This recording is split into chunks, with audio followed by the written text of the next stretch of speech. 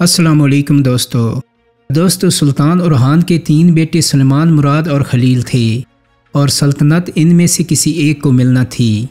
ان تینوں میں سے ایک سلیمان، جس نے یورپ میں اپنے باپ کے حکم سے پہلا ملٹری بیس بنایا تھا، وہ مقابلے سے ہی آؤٹ تھا کیونکہ وہ پہلے ہی دنیا سے رخصت ہو چکا تھا۔ باقی 2 بیٹے تھے، مراد غازی اور خلیل غازی۔ مراد غازی نے خلیل غازی کو قتل کر دیا اور یوں سلطنت عثمانیہ کا اکیلا امیدوار صرف سلطان غازی مراد بچ گیا۔ سلطان مراد اول نے تخت پر بیٹھتے ہی ترکوں کی غازہ روایت کو آگے بڑھایا، لیکن اس نے فوج میں ایک نیا اضافہ کیا اور یہ نیا اضافہ تھا غلاموں کی فوج کا۔ سلطنت عثمانیہ کا مقابلہ جس رومی اور یورپین آرمی سے تھا، وہ بہت تربیت یافتہ اور منظم فوج تھی، جبکہ ترکوں کے پاس اس کے مقابلے کے لیے طاقت اور جذبہ تو بہت تھا، لیکن وہ ڈسپلن نہیں تھا جو انہیں دیر تک یورپ کی طاقتور ریاستوں اور بازنطینی سلطنت کے مقابلے میں کھڑا رکھ سکے۔ سلطان کو ایک تو اپنی فوج مضبوط بنانا تھی، لیکن ساتھ میں ایک ایسی فورس بھی تیار کرنا تھی جو اس کی ذاتی محافظ ہو اور اس لیول کی ٹرینڈ ہو کہ کوئی دوسری فوج اس کا مقابلہ نہ کر سکے۔ یہ فوج ترکوں کے اندر سے بہترین مسلمان نوجوان جمع کر کے بھی تیار کی جا سکتی تھی، لیکن جہاں ایک مسئلہ تھا وہ یہ کہ سلطنت عثمانیہ میں موجود ترکوں پر عثمانی ترک اعتبار نہیں کرتے تھے، کیونکہ ترکوں کی پہلی وفاداری اپنے قبیلے اور خاندان کے ساتھ ہوتی تھی اور یہ کسی بھی وقت پرانی وفاداری پر واپس جا سکتے تھے اور سلطان کو چیلنج کر سکتے تھے۔ لیکن سلطان کو نئی فوج کے لیے ایسے نوجوان چاہیے تھے جو ہر طرح کے شک و شبہ سے بالا تر ہوں۔ اس لیے سلطان مراد نے بلقان کے اس علاقے سے عیسائی بچوں کو بھرتی کرنا شروع کر دیا۔ وہ یوں کہ یہاں موجود عیسائی خاندان جو اب عثمانیہ کی رعایا تھے، ان پر لازم تھا کہ وہ گھر کا ایک بیٹا سلطان کی اس فورس کے لیے وقف کریں۔ چنانچہ ہر سال 8 سے 18 سال کی عمر کے بچوں کو بلقان کے عیسائی گھرانوں سے لیا جاتا، انہیں سمندر پار اناطولیہ میں لایا جاتا اور انہیں ترک زبان اور کلچر سکھایا جاتا۔ اس کے ساتھ ہی انہیں اسلام قبول کروایا جاتا۔ ان کی 8 سال تک زبردست جنگی تربیت ہوتی اور اس دوران یہ بچے ایک پیشہ ور فوجی میں ڈھل چکے ہوتے تھے۔ پھر انہیں مختلف شعبوں کے اسپیشلسٹ بنایا جاتا، جیسے تیر اندازی، گھوڑ سواری اور موسیقی وغیرہ۔ ان کی تنخواہ اور مراعات فوج میں کسی بھی دوسرے عہدے سے بہتر ہوتی۔ دوستو، اس فوج کو ینیچری یا جینسری کہتے تھے۔ تاریخ کی کچھ کتابوں میں یہ بھی لکھا ہے کہ ینیچری کی ابتدا عیسائی قیدیوں سے ہوئی تھی اور بعد میں اس فوج میں عیسائیوں کے بچے بھرتی ہونے لگے۔ خیر، یہ نئی فوج انتہائی منظم اور باوقار تھی، اور ہوتی بھی کیوں نہ، کیونکہ اس میں کسی بھی بدعہدی کی کم از کم سزائے موت تھی۔ ینیچری سلطان کے ذاتی غلاموں کی فوج تھی، لیکن اس کا یہ مطلب ہرگز نہیں کہ غلاموں کی جو معروف شکل ہمارے ذہن میں آتی ہے یہ اس طرح کے غلام تھے، بلکہ یوں تھا کہ ان کے حقوق عام غلاموں سے کہیں زیادہ تھے، یہاں تک کہ انہیں ان کی خدمات کا معاوضہ بھی باقیوں سے بہتر ملتا تھا۔ تو یہ وہ فوج تھی جسے سلطنت عثمانیہ کے لشکر کی سب سے بڑی طاقت بننا تھا، جس نے قسطنطنیہ فتح کرنا تھا اور جس نے آنے والے دنوں میں کئی سلطانوں کی قسمت کا فیصلہ بھی کرنا تھا، اور جس نے صدیوں بعد ایک تاریخی بغاوت بھی کرنی تھی۔ شروع میں عیسائی والدین بہت دکھی ہوتے تھے کہ ان کے بچوں کو ان سے چھینا جا رہا ہے، لیکن وقت گزرنے کے ساتھ ساتھ جیسے جیسے ینیچری آرمی کا اثر و رسوخ اور شان و شوکت سامنے آتی گئی، والدین خوشی سے اپنے بچوں کو اس کا حصہ بنانے کے لیے بھیجنے لگے، کیونکہ ان کا شاہی دربار میں سلطنت کے انتہائی مرکز میں اثر و رسوخ بڑھ جاتا تھا۔ اب 1370 میں سلطنت عثمانیہ میں ایک طاقتور فوج بھی بن رہی تھی، اور ساتھ میں سلطان مراد اول عثمانیوں کی غازہ کی روایت کو بھی آگے بڑھا رہا تھا۔ غازہ یعنی عیسائی علاقوں پر قبضے کے لیے جہاد کرنا اور اسلامی سلطنت کو وسعت دینا۔ یہ جہاد سمندر پار یورپ میں ہوتا تھا، لیکن سلطنت عثمانیہ کا مرکز ابھی بھی بورسا ہی تھا۔ سمندر پار لشکروں کی رہنمائی کے لیے ضروری تھا کہ وہاں بھی ایک فوجی مرکز ہو، جہاں سلطان خود ٹھہرے اور یورپ میں غازہ کی خود قیادت کرے۔ سلطان مراد اول نے یورپ کا اہم شہر ایڈرین فتح کیا اور اسے سلطنت عثمانیہ کا نیا دارالحکومت بنا دیا۔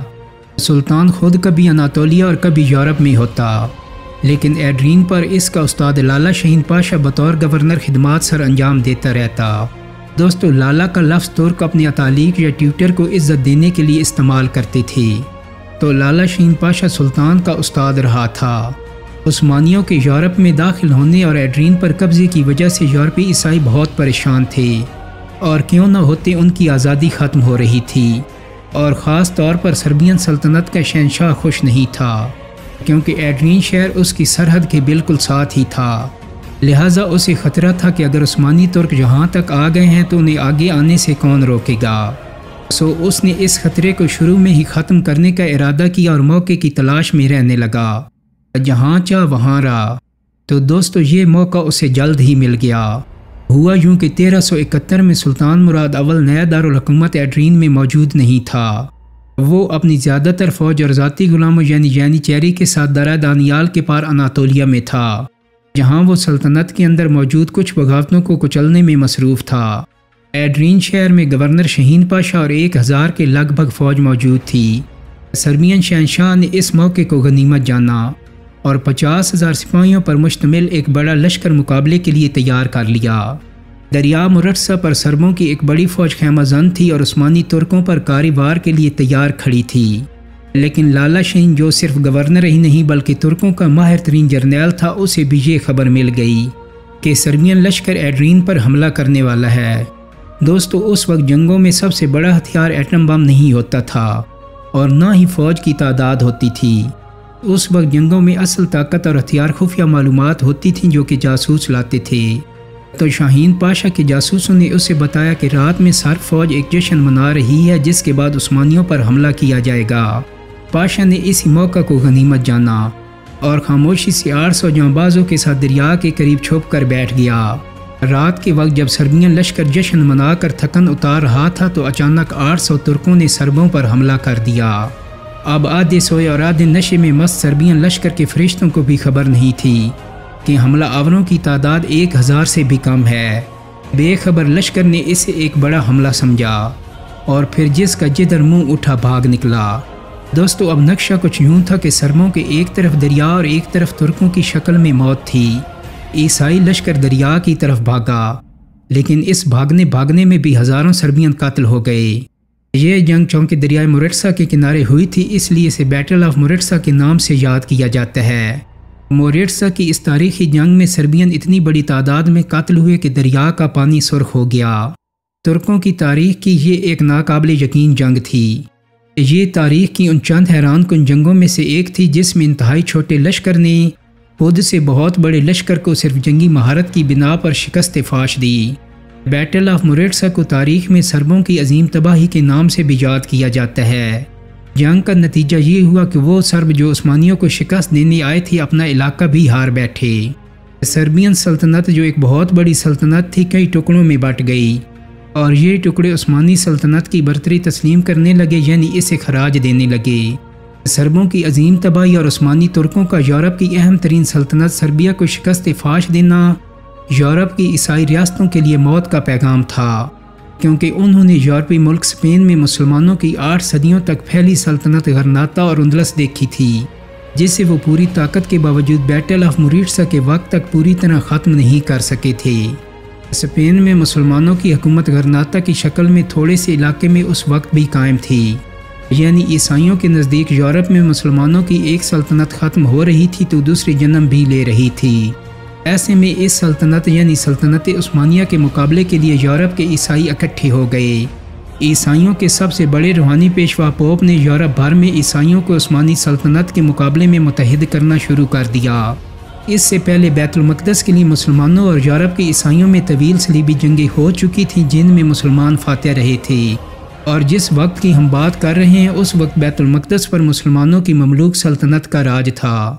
ادھر عثمانی ترک بھی یورپی عیسائیوں کے خلاف جنگ کو جہاد کہتے تھے اور یورپی بھی اسے مقدس جنگ یعنی کروسیڈ ہی کا نام دیتے تھے۔ مذہب کے نام پر دونوں طرف طبلِ جنگ بجا دیا گیا۔ سلطنت عثمانیہ کی فوج متحد اور منظم تھی لیکن یورپ بکھرا ہوا تھا۔ اسے عثمانی ترکوں جیسی زبردست جنگی مہارت رکھنے والی فوج سے مقابلے کے لیے ایک لیڈر چاہیے تھا جو کہ اس وقت یورپینز کے پاس نہیں تھا، لیکن پھر یہ لیڈر انہیں سربیا کی ٹوٹی ہوئی ریاست کے ایک کنارے سے مل ہی گیا۔ دوستو یہ ایک سرب شہزادہ لازار تھا جس نے 1380 کی دہائی میں ترکوں کے خلاف بغاوت کر دی، یعنی انہیں وہ جزیہ جو وہ بیٹل آف مرٹسا کے بعد سے ادا کر رہے تھے دینے سے انکار کر دیا۔ اسی پر بس نہیں بلکہ ایک جھڑپ میں لازار نے عثمانی سپاہیوں کو ایک شکست بھی دے ڈالی۔ پرنس لازار کی اس فتح نے یورپ میں امید کی کرن جگا دی اور انہیں اپنی آزادی واپس ملنے کی امید ہونے لگی۔